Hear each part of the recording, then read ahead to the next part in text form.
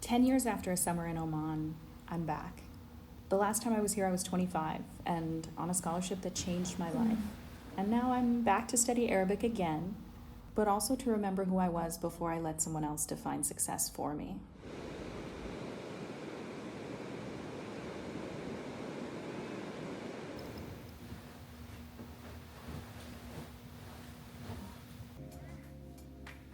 The last time I was here, it was 2016. That year that we're all nostalgic for right now. When our knees didn't ache yet, when student loan debt hadn't fully settled in, when millennials had a lot more hope. That summer, I had a full scholarship to study Arabic here. Flights covered, housing handled, 3 meals a day, excursions to beaches with water so clear that they looked like postcards, full-time language instruction. And I met people that summer who are still my people. Friends I still call when it all falls apart. Friends I would get on a plane for without thinking. We rode ATVs in the desert in the rain. We piled into buses and drove past jagged cliffs on winding mountain roads.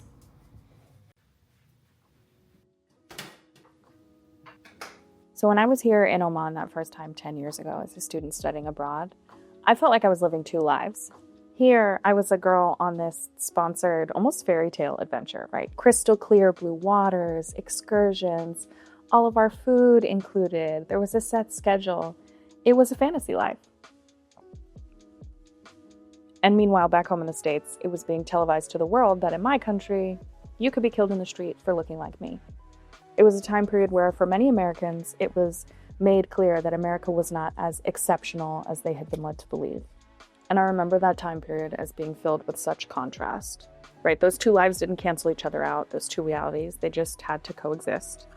And I knew while I could have this magical summer and feel so safe here in Oman, that a different reality waited for me when I went back to the States.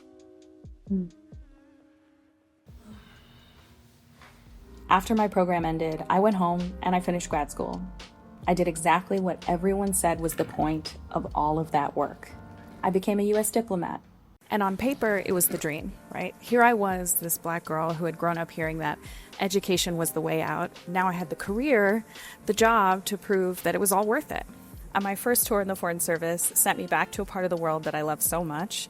They sent me to Jordan. I got to use my Arabic every day. I got to work with students who in many ways reminded me of my younger self. They were bright-eyed and hungry. But that job also came with its own leash, in a sense. So there's definitely a level of surveillance and control that you sign up for when you work for the federal government, especially if you're a public-facing employee. But I really struggled with it. It meant that, for example, I had to get all of my travel approved, and at times they would deny my requests. It really felt like even my vacations had to align with their definition of what's acceptable or what's safe. Now, this was the same US government that could shoot you in the street and then have a national debate on television about whether or not you deserved it.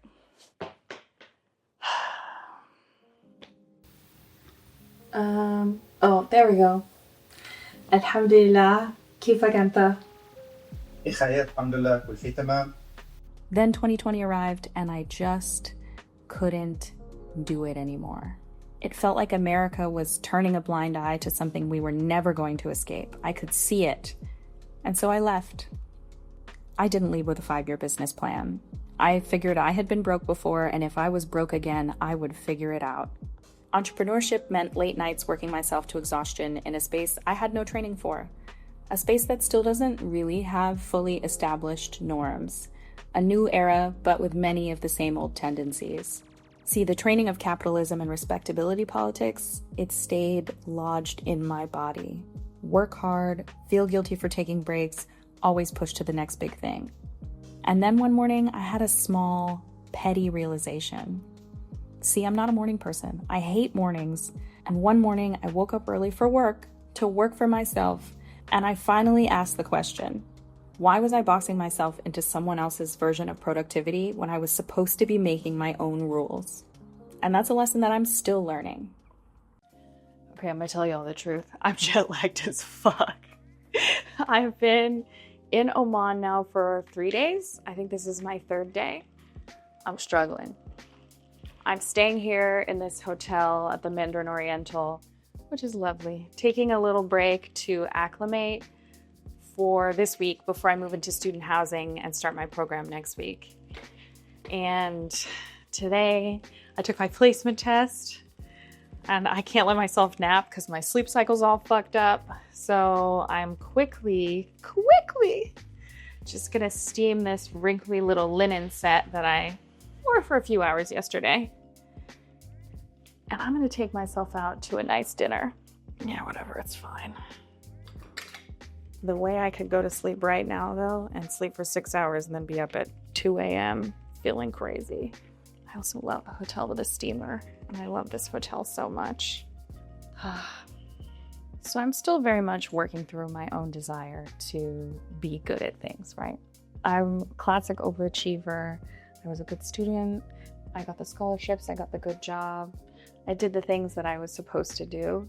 And when I started my own business, I took that energy into working for myself.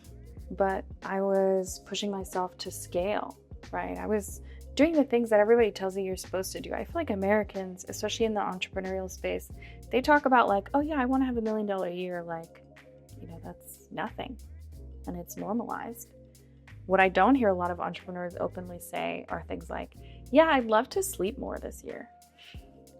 Or I'd love to lower my stress levels this year. But those are things in the 6 years of working for myself, I've learned that I really value and I need to pay more attention to. So I'm working on it. I'll do a little cheek so I look less dead. And so I actually promised myself this year, in 2026, that I would have what I'm calling a selfish year. A lot of folks do words of the year. I do as well. I like the intentionality of it. But this year I don't want my word to be growth or no. My word is selfish, right? I am unapologetically claiming space to do things that are just for me and for no one else. Things that are self-interested and not tied to profit. So my selfish year is my promise to myself to lean into side quests, to prioritize my internal voice, and to put myself first. And that's how I got back here in Oman to study Arabic again 10 years later, because for a long time after I quit my job as a diplomat and became an influencer, I thought this new life didn't have space for these old interests, right? They weren't things that I really could see a way to monetize from. They were just personal passions. And one of those being, right, I'd lived in, worked in, studied in the Middle East and studied Arabic for a long time. And this was a part of the world that had captured a bit of my heart, right? It's one of my second homes, I would say. But I was sharing about food and travel. Like, this didn't seem like it fit. Well, fast forward to my 6th year of working for myself, I realized that if I value something, I have to make it fit. And that either means taking time off and just doing my own thing, and planning and budgeting and scheduling for that time off that I need to be a full human with with multidimensional interests, or find a way to work that interest into my content, which I guess I'm doing a little bit of both of this trip. Okay, let's go to dinner. I'm ready. Really just wandering around like, I don't know where this place is, but the map says it's close. I'm on an adventure. I think I've made it. I think this is it. Okay, this is where I'm having dinner. That's the view. All right, I made it. So I'm sitting down for dinner at Mesa, which is an Omani Portuguese restaurant that this chef, storyteller, just dynamic force that I follow her online. I have her cookbook, and she tells such like richly layered stories about food. She recently opened this restaurant in Muscat, so I thought, what a perfect kind of first night out for my first solo date after I've taken my placement exam. And the concept itself is something that I think it's a perfect example for how I approach food and travel, right? Food is a way to learn about the peoples and practices of this place. So I'm here in Muscat at an Omani Portuguese restaurant. Oman has a lot of culinary influences from peoples and empires that have been here over the years, the centuries. The Portuguese used to control part of the coastline here, and there's still forts here in Muscat that stand today from that era. So I'm dipping my toes in, and I'm very excited to just have this space and time here. Yeah, the space to be selfish. Okay, the glassware's cute. Oh, that's very refreshing. You can get alcohol in Oman at some places, typically like the big hotels, but not super broadly. And because of that, I think that the like juice and mocktail and coffee scene here is really well developed, or in places in general where there's not as much of an alcohol culture. There's going to be a lot of good other drinks, and I'm about it. Okay, first bites. This chorizo and chutney that I ordered is phenomenal. Spicy, the chutney's a little sweet, such a nice balance. And then look at these prawns that I ordered. They're freaking gorgeous. As I sit here finishing my dinner, I can't help but think about the girl I was when I was here in 2016, right? I was 25.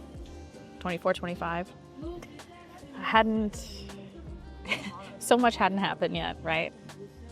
From then to now, I've gotten divorced, I've moved, I've started over, I've cried on the internet, I built this company, I left a career as a diplomat, and it just feels like a lot of reinvention. And I'm so privileged to be able to travel the way I do now and to take this time to study and be here for 5 weeks to just do something that's just for me.